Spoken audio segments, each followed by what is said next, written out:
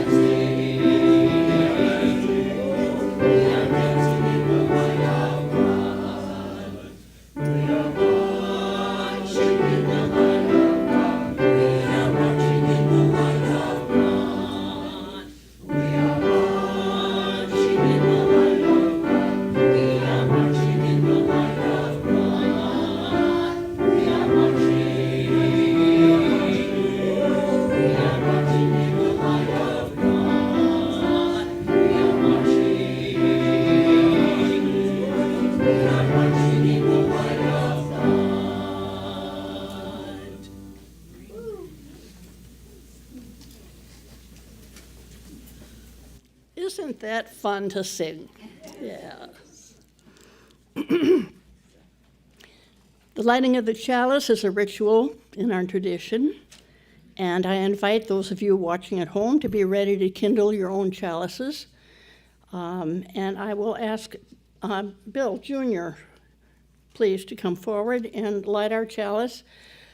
Today's words are from the Reverend Jessie Starr Rockers, who serves as parish minister in the Pacific Northwest. And her words are entitled, "The Hands of Our Fathers." Every Sunday morning when I was growing up, my father would take us to Mass at St. Peter's Catholic Church. I loved the hymns and the smells and bells, as they say, but the sermons were kind of a bore. So I would occupy myself by counting the cuts and scrapes and bruises on my father's hands. My dad was an electrician and a farmer, working with his hands from before the sun came up until long after it went down. So every week, I would take his large hands and my little ones, turning them over, examining, discovering new bruises, and keeping track of the healing of the old ones. I would count the wounds and whisper the tally in his ear. I loved that he let me hold and investigate his hands in this way, snuggled up next to him in the pew in the quiet of the church, with just the priest's voice in the background. Having two jobs that demanded his attention, my dad didn't always have time for such intimacies, except on Sunday morning. And I took pride in those wounds of his. It was evidence of how hard my dad worked to take care of the family. He was a man who is often uncomfortable with expressing affection, but I could see in those hands how much he loved me. Was my dad a good dad? Was he there for me when I needed him? Did he protect me and provide for me? Did he care about me? When I ask myself these questions, I think of his hands. Please join me now in the affirmation, which is printed in your order of service. Love is the spirit of this fellowship, and service is its law. This is our aspiration, to dwell together in peace, seek truth in life, and to help one another. Please, if you will, turn to the back of your order of service, and you will see printed our responsive reading this morning. At Dennis's request, we are going to responsively read from the famous passage from 1 Corinthians. It's a passage many of you probably know. I've taken it from the less accurate but much more beautiful, in my view, King James translation. Though I speak with the tongues of men and of angels and have not charity, I am become as sounding brass or a tinkling cymbal. And though I have the gift of prophecy and understand all mysteries and all knowledge, and though I have all faith so that I could move mountains and have not charity, I am nothing. And though I bestow all my goods to feed the poor, and though I give my body to be burned, and have not charity, it profiteth me nothing. Charity suffereth long, and is kind. Charity envieth not.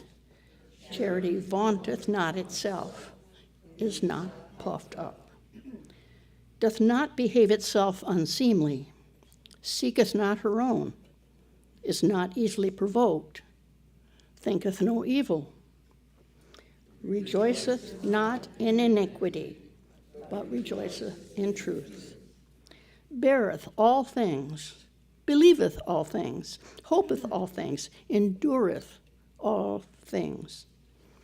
Charity never faileth, but whether there be prophecies, they shall fail. Whether there be tongues, they shall cease. Whether there be knowledge, it shall vanish away.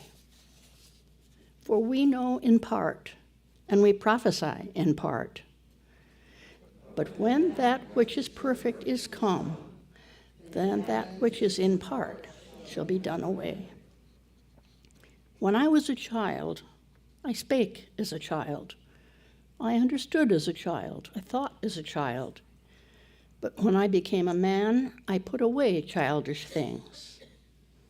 For now we see through a glass darkly, but then face to face. Now I know in part, but then I shall know, even as also I am known. And now abideth faith, hope, charity, these three. But the greatest of these is charity. The greatest of these is love. Now please rise in body or spirit, and this time it is the gray hymnal, number 34. Though I may speak with bravest fire, of course, the hymn is based on the words we just responsively read.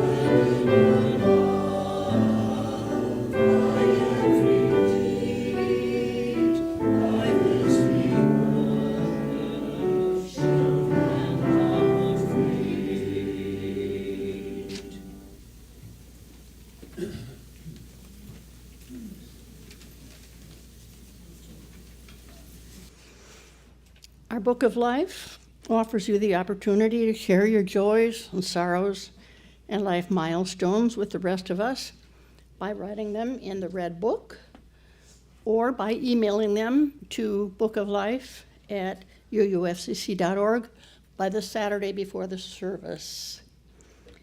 After I read the entries here, I would read any entries that had come in by email, but there were none this week, so I will not read those.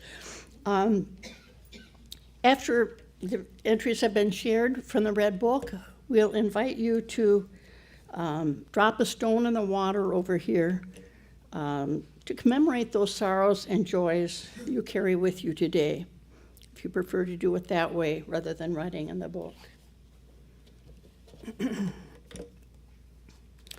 Just remember when you drop your stones and speak your concerns or your joys, that it is for public consumption on YouTube, so do not forget that. I have several entries today for June 16th, Father's Day. The first is from Laura L. We are pleased to announce an unexpected new addition to our family. Thanks to the miracle of science and medical skills, a brand new pacemaker is now keeping Don L's heart humming. Yes.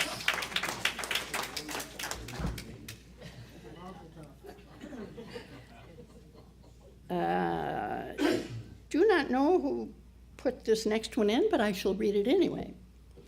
Under the leadership of Mary Lou Kennedy and Betty Barriga, our Social Justice Committee and their League of Women Voters did a fine job of presenting candidates for 2 judgeships yesterday. Thank you, Mary Lou and Betty.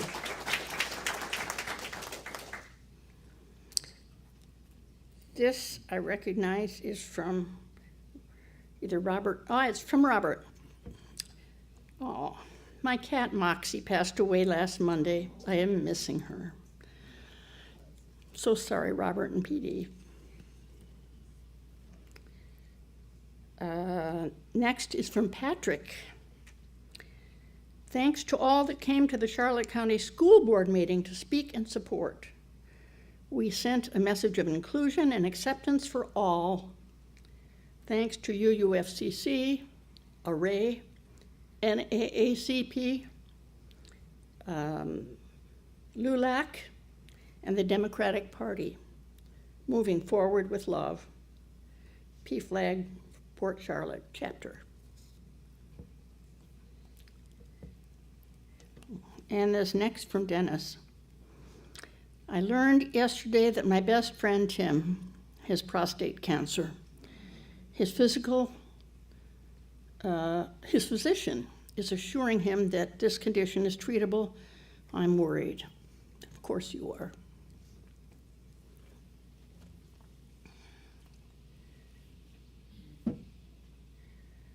If anyone would like to drop a stone and share out loud another joy or concern, now is the time.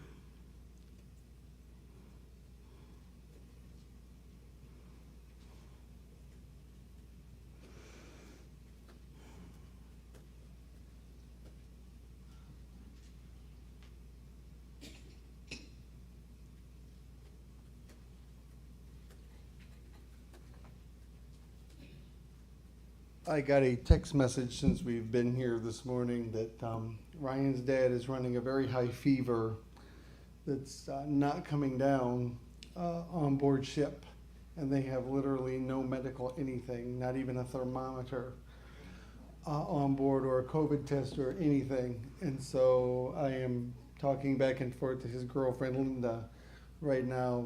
They're going to get him off ship when they get to the next town and get him to the hospital to try to figure out what's wrong. And I'm a little worried because my gut had told me before they left that Ryan and I needed to get passports. And we got our passports in the mail on Thursday.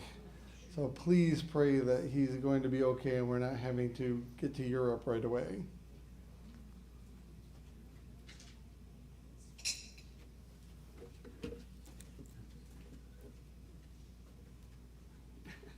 We'll do it from here.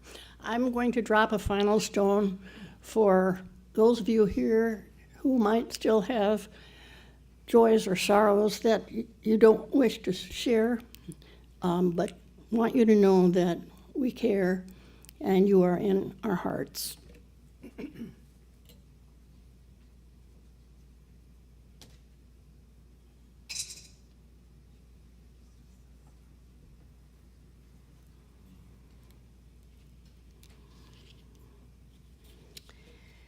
Our next hymn is in the Teal Hymnal. It's number 1057. It's Go Lift It Up. And we want to dedicate this hymn to our old friend and member, Bill Howitt Sr., who died on May 15th. His wife, Valerie, says it was always his favorite hymn. So Bill Sr., this is for you.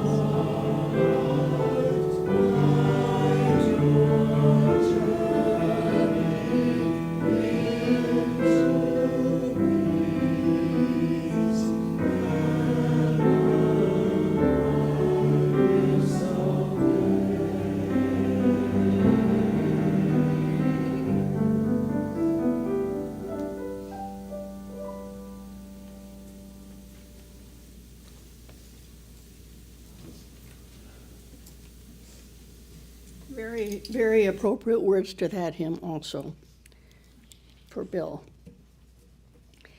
Now, it is my great, great pleasure to introduce you to someone you already know well, and that's our own Dennis Shaw, who is our speaker today.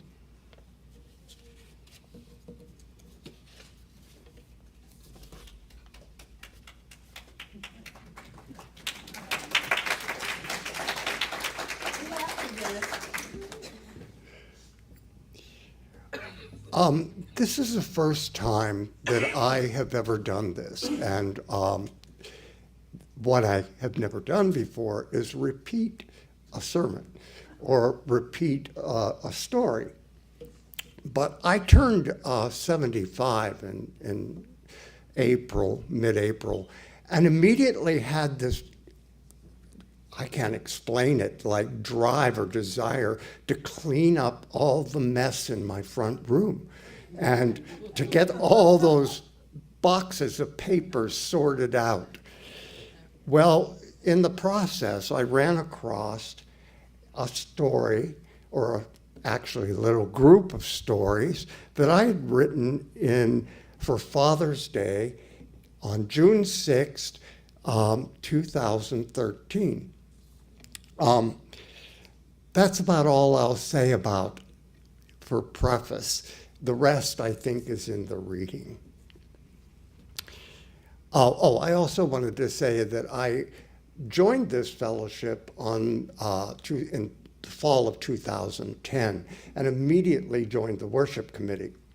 And this was the third in 3 consecutive years of stories about fathers. I was pleased when the worship committee asked me to plan this Father's Day service. This is the 3rd consecutive year that I participated in this celebration. And as I said last year, Father's Day has become one of my favorite holidays. In preparation for this service, I spent hours thinking about my father and the church of my childhood. These memories generated a few stories, and I want to share these with you along with lessons that I gained from them. My father was a committed Christian, so before I could write these reflections, I had to revisit my Christian past. It certainly isn't the first time I've made that journey, but this time I traveled with a rediscovered respect and care, even reverence. Before I begin my stories, I want to briefly introduce you to the main character and describe the world he lived in during the 40s and 50s. William Henry Shaw was born to Anna and George Shaw in 1920. His youth was spent in a small coal town along the Monongahela River in southwestern Pennsylvania. After graduation from high school in 1938, Dad enrolled at Johnson Bible College in Tennessee. At this point in his life, he intended to become a minister. However, that dream died when the United States entered World War II. My father enlisted in the United States Army on March 29, 1942, and was sent to pilot training school in Waco, Texas. In February of the following year, 18-year-old Laverne Lucille Ginn boarded a train in Pittsburgh bound for Waco. And there, on the 13th of February, wearing a suit that she had sewn en route, my mother married my father in the manse of the Central Christian Church. By the end of July 1943, First Lieutenant William Shaw was assigned to the 473rd Army Air Force. During the following 2 years, he was involved in air combat in the Balkans, southern France, Italy, and northern Africa. My mother and father were reunited in the early spring of 1945 when he was assigned to a highly secretive radar project in rural Northern California. After their extended honeymoon, Bill and Laverne and their golden cocker spaniel, Blondie, made a harrowing cross-country trip in a 1937's Willys station wagon. Their destination was Elizabeth, Pennsylvania, a midpoint between two sets of parents. Elizabeth was built on the east bank of the Monongahela River, 15 miles south of Pittsburgh. The town was founded in 1787 and had two claims to fame. In 1803, the keelboat used for the first stages of the Lewis and Clark expedition was built there. And from 1956 until 1963, Elizabeth hosted a Nike anti-aircraft missile site. The first of these claims has been disputed, but I can verify that the anti-missile tower was for real, and it scared me to death. I was always believed that Elizabeth's real claim to fame is that a community with fewer than 500 households could support 15 churches and 15 bars. On October 26, 1945, William and Laverne purchased their first house for $5,500 just outside the borough limits of Elizabeth. Their small 1.5-story frame home was located on the first plateau of a very, very steep Patterson Hill. The house was surrounded by ample flat ground and eventually produced large annual gardens, grape arbors, a variety of fruit trees.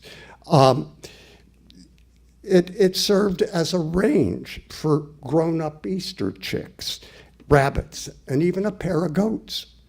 The property included an ancient barn with a hayloft and was surrounded by steep, path-filled, wooded hillsides with large rock outcroppings. Our property on Patterson Hill was a wonderful playground.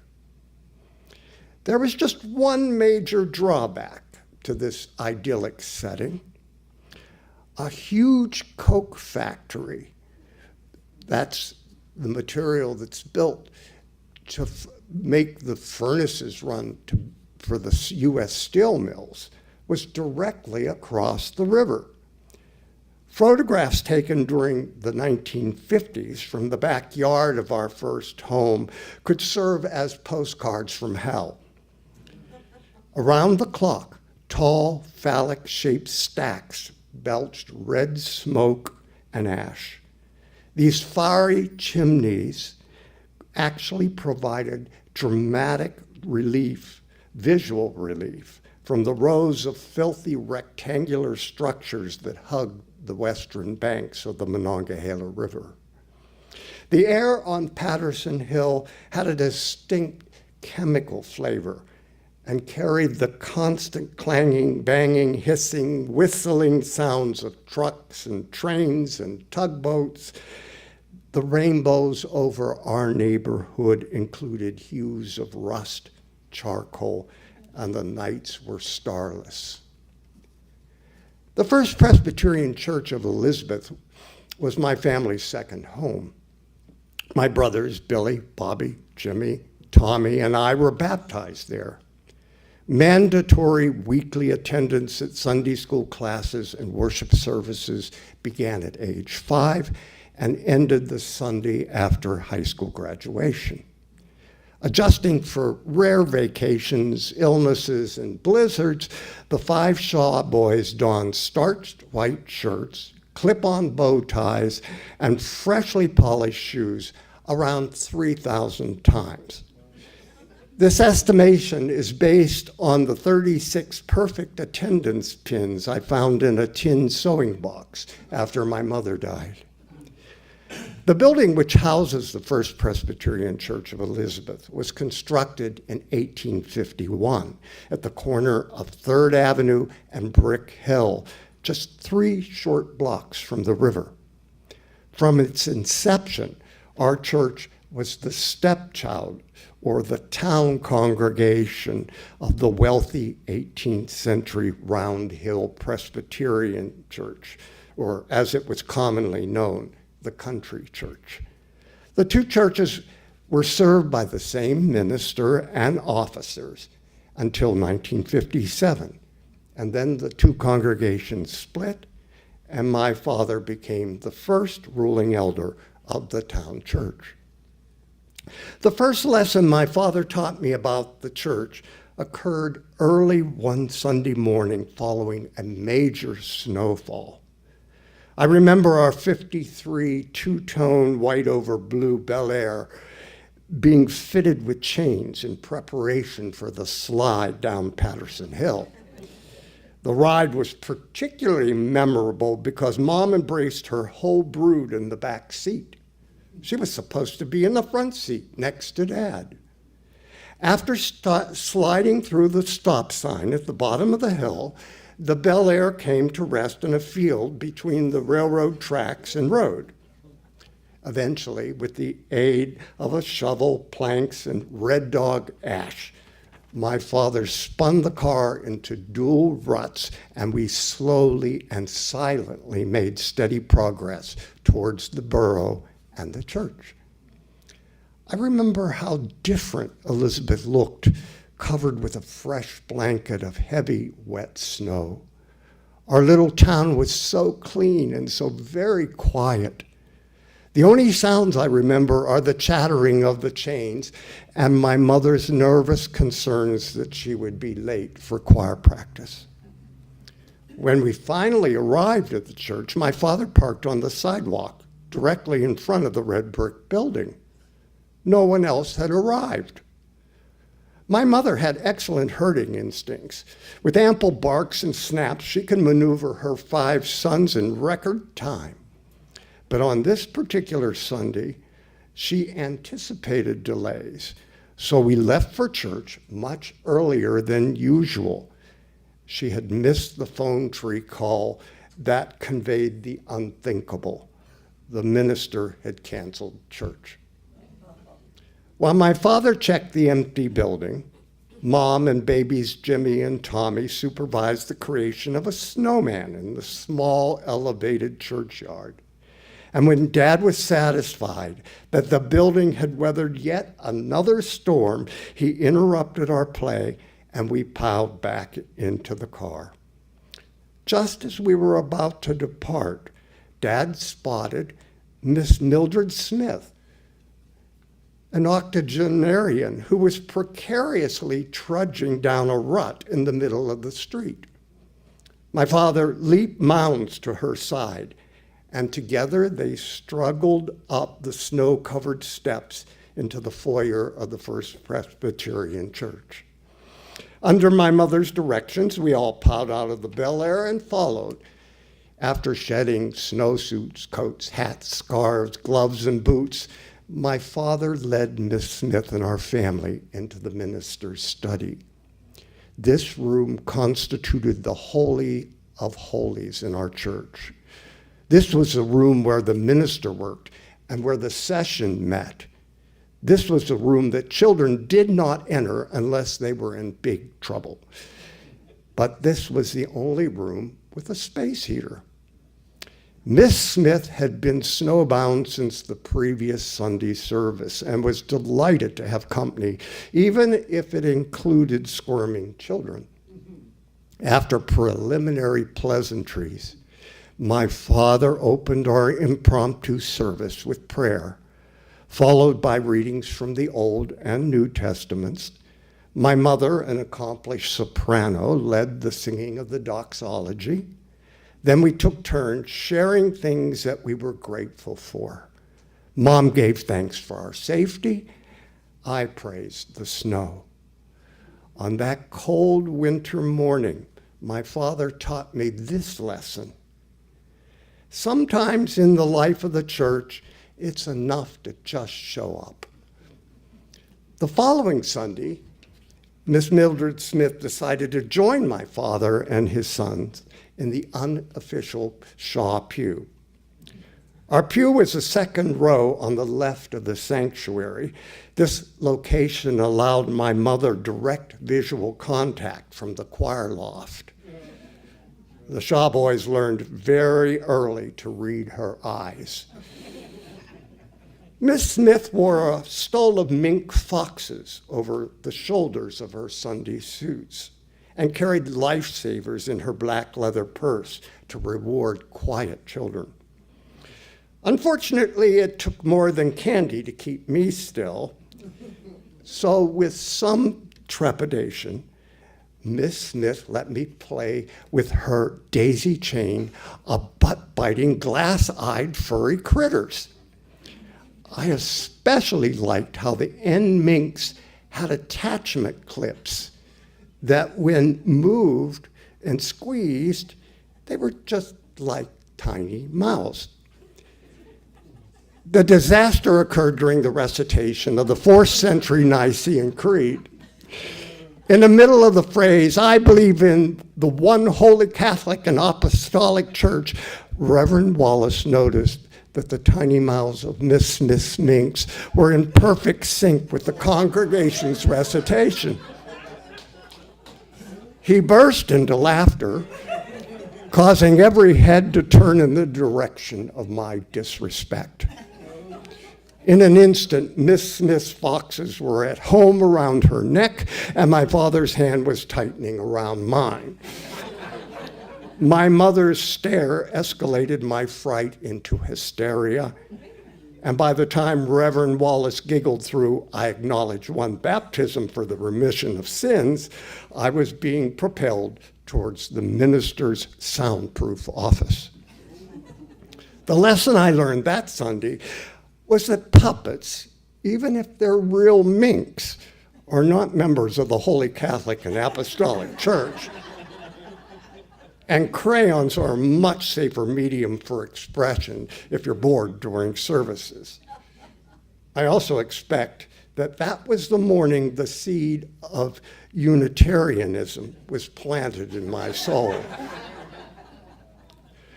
I know the exact Sunday I became a Universalist. I was 12 years old and about to become an official communion receiving member and was attending Carl Williams' Sunday school class. Mr. Williams had a very strong Calvinist orientation and maintained a long list of folks who would burn in hell. By 12, I had developed some abstract thinking skills, and I had the confidence to challenge Mr. Williams' teachings. I simply reasoned out loud that it made no sense that a loving God would send people who had never heard of Jesus to eternal damnation. Once again, I was roughly led by the scruff of my neck into the minister's study, where my father, the ruling elder, along with his 11 peers and the minister, were preparing for my first communion. Mr. Williams demanded that my membership be revoked. The crisis was quickly resolved, however, when my father assured Carl that he'd beat the hell out of me when we returned home. He must have succeeded because I still don't believe in it. That Sunday, my father taught me that sometimes the church's teachings and reasons are not compatible. He also taught me that committing a heresy can be very painful. The First Presbyterian Church of Elizabeth was a religious home for numerous children, and as his sons aged, my father's role as a religious educator evolved. Over the years, he served as a Sunday school teacher, senior high youth sponsor, a Boy Scout leader, and eventually accepted the role of Sunday school superintendent. I remember when Dad built stacked cribs for the babies. The nursery at the First Presbyterian resembled a dog pound. But clearly, the little cages created with scrap steel kept the infants safe from roaming sensory motor explorations of little toddlers. My father knew every child in the church by his or her first name. One of his favorites was Kenny Sparks. Kenny was born with Down syndrome and moderate mental retardation, and he required a significant amount of support and supervision. He was also the butt of numerous mean comments and tricks. The word retard and moron were frequently used when addressing or describing Kenny, until the Sunday that my father overheard one of these slurs.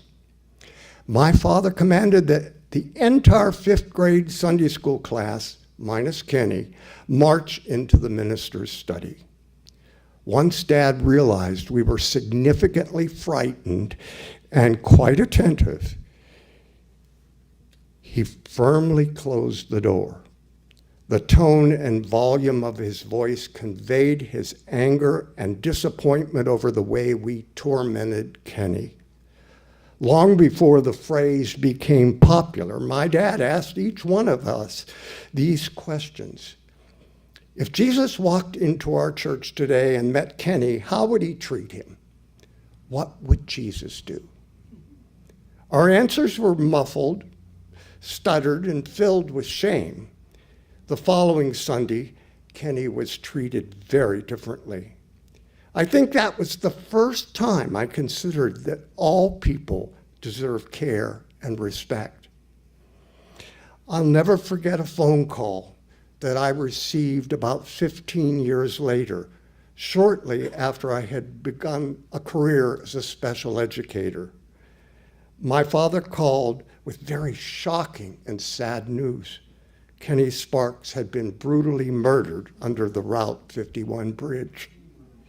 It's one of the few times I heard my father sob.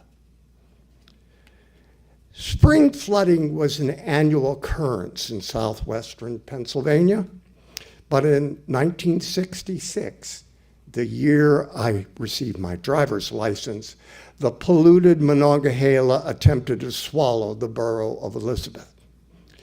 My family had moved to the suburbs about 5 miles from the borough in 1959, and our Dutch colonial was across the road from the highest elevation in Allegheny County. We were miles away from the crest of the flooding river. Ironically, we and our neighbors were without water. A main supply pipe had broken. As expected, my parents volunteered once again to set up a rescue shelter at the First Presbyterian Church. It was the first year I was invited to help.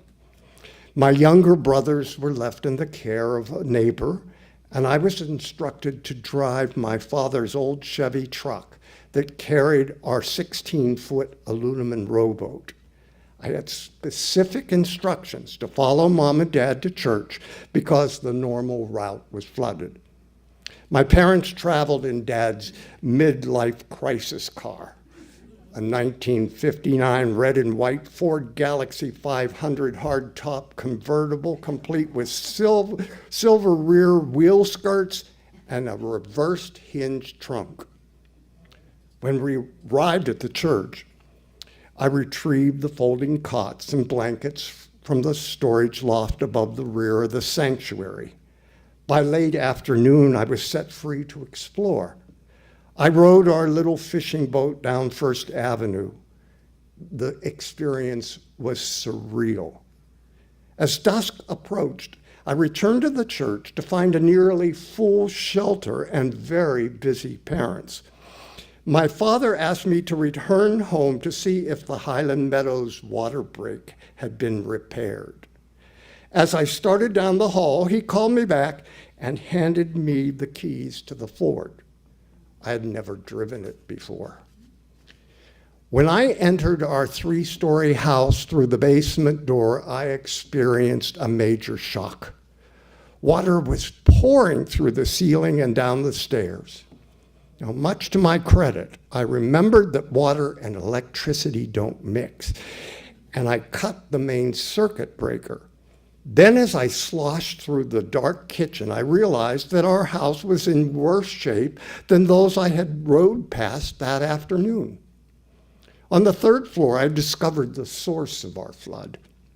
The bathtub valves had been left open, and somehow the stopper had been flicked closed. Water had been restored early that morning, and the tub had been overflowing for 8 hours. By the time I completed a survey of the damage, I was violently shivering. In the dark downstairs bedroom closet, I found a large warm coat, one dry boot, and what I thought was a shoe. Feeling warmer but even more panicked, I ran out the front door and then instinctively returned and locked it. I headed to the church via Jackstown Road. At the intersection of Lovedale Hollow, I discovered that the bridge was submerged. Slowly, I rotated the big Galaxy on a narrow 2-lane road that was bordered by thick woods and running water. As I accelerated up the hill without warning, a huge tree uprooted and fell across the car's hood, blocking both front doors.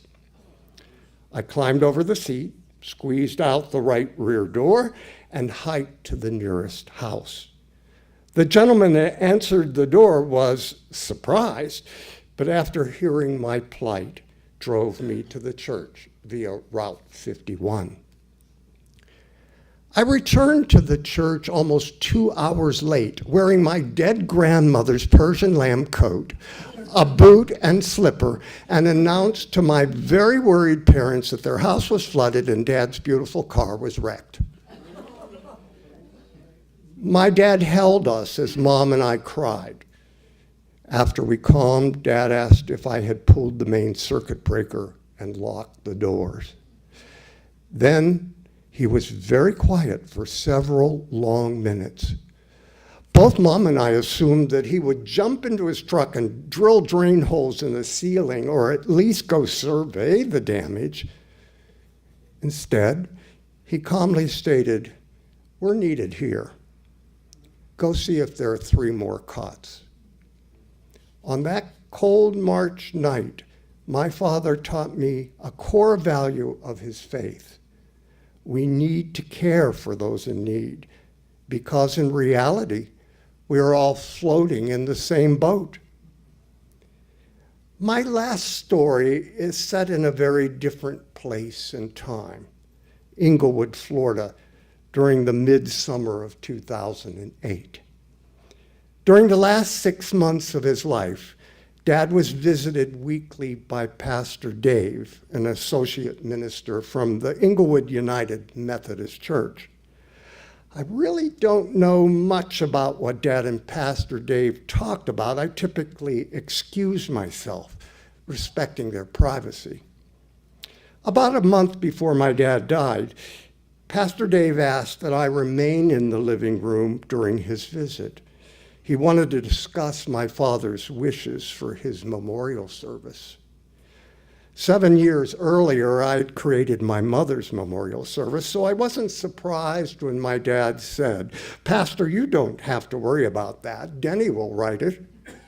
The minister seemed surprised, asked me which denomination I attended, and when I replied I was a Unitarian Universalist, he immediately stated that a member of the Methodist clergy would need to officiate at Dad's service. My dad immediately responded to Reverend Dave's statement with these words, "Oh, you will speak at my service, Reverend Dave. I need the assurance of the resurrection, and I don't think my son can provide that." As I hosted Pastor Dave to the front door, I assured him that what I would compose for my father's service would be appropriate for Inglewood's United Methodist Chapel. When I returned to the living room, Dad was obviously awake and alert, but unusually quiet.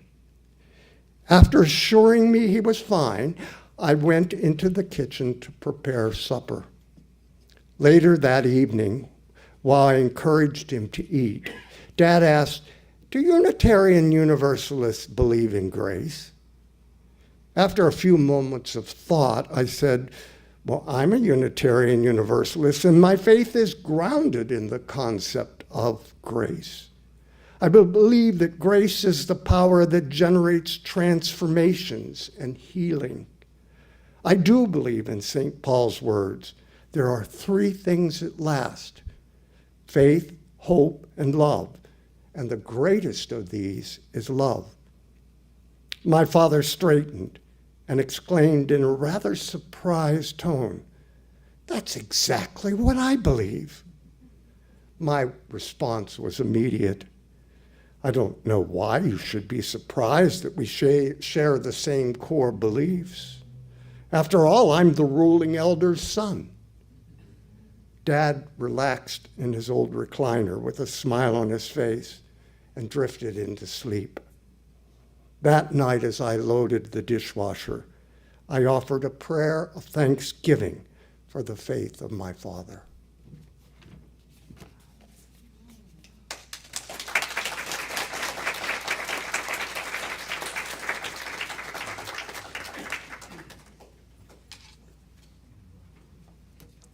Thank you, Dennis. Just a delightful talk, which I've heard before, and I loved it every bit as much as the first time. The offering supports this fellowship and everything we value about it. There are donation envelopes in the back of the sanctuary, or if you prefer, you can mail checks to the office and or donate through Venmo. However, if you're with us for the first time, please feel free to let the basket pass without donating. The ushers, please come forward.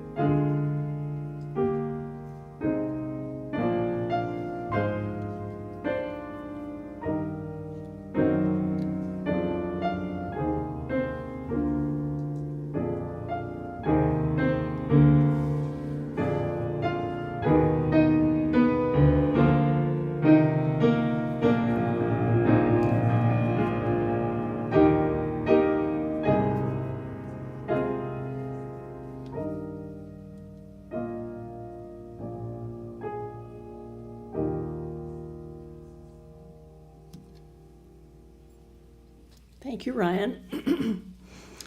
It's time for Life of the Community, and you have probably realized by now that The usual posting of the weekly notes schedule for the next week is not on the back of your order of service, but it is in your weekly notes. And in the interest of time, I won't cite all of those meetings and groups, except to say that there will be no art committee meeting this Monday. Tom or Trudy will answer any questions you have. And one last reminder that we have a town hall after the service today, and you're all invited to come. I hope you will have some good things to say and share, and so I'll look for you all there. For the closing words, I will be reading a poem by Robert Hayden about his father. Hayden was one of the Harlem Renaissance poets of the 20th century, and this poem is probably his most famous work. It's called Those Winter Sundays. Sundays, too, my father got up early and put his clothes on in the blue-black cold. Then, with cracked hands that ached from labor in the weekday weather, made banked fires blaze. No one ever thanked him. I'd wake and hear the cold splintering, breaking. When the rooms were warm, he'd call, and slowly I would rise and dress, fearing the chronic angers of that house, speaking indifferently to him, who had driven out the cold and polished my good shoes as well. What did I know? What did I know of love's austere and lonely offices? Our closing music today, if you'll rise please in body or spirit, is number 128 in the Gray Book, For All That Is Our Life.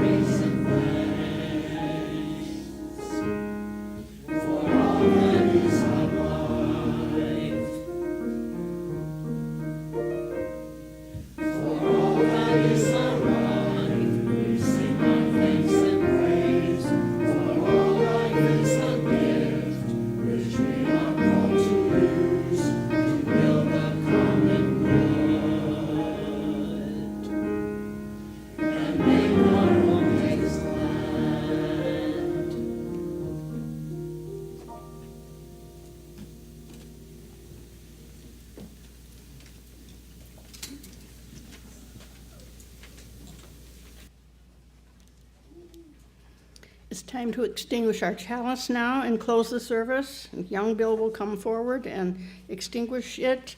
Let's join together in speaking our ritual words. And they are printed in the order of service. And remember to turn your cell phones back on. We extinguish this chalice, but not the light of hope, the fire of commitment, or the warmth of community.